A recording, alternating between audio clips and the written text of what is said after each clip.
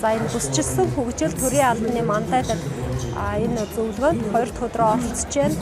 За энэ зөвлөгөө нь өмнө нь зохион байгуулж байсан бусад зөвлөгөөнүүдээс маш их үр дүнтэй.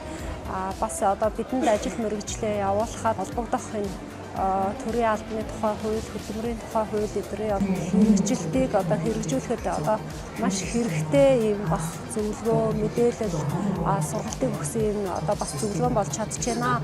За түүнээс гадна одоо энэ удирдлагын манлайлал, ёс зүйн асуудал хамгийн чухал гэдгийг ингээд хөндөж тавьж байгаа нь энэ бас их чухал асуудал болж байна.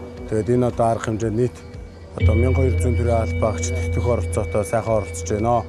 Олон шинэ мэдээлэл, олон одоо өөрчлөлтийг одоо ярьж сонсож байна. За мөн одоо цагийн шин чанартай бас одоо шинээр хэрэгжиж байгаа бодлогын одоо олон арга хэмжээгөө сонслоо. Тэгээд тааламжтай сайхан байна. Үйл ажиллагаанд идэвхтэй оролцож байна.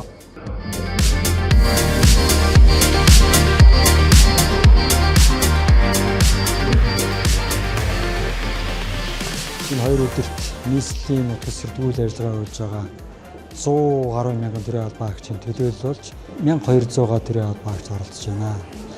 2 өдрийн зөвлөгөөнөөр бид нар 5 сэдвээр сэдвчилсэн хэлцүүлэг зохион байгуулсан. Төрийн албаны хуулийн хэрэгжилт, хөдөлмөрийн тухай хуулийн хэрэгжилт, ёс зүйн тухай хуулийн хэрэгжилт, эмэгтэйчүүдийн оролцоо, за хүүхэд, ялангуяа өсвөр насны дунд сургууль ахлахангийн хүүхдүүдэд төрийн албаны тухай ойлголт өгсөн 5 үндсэн хэлцүүлэг зохион байгуулагдлаа.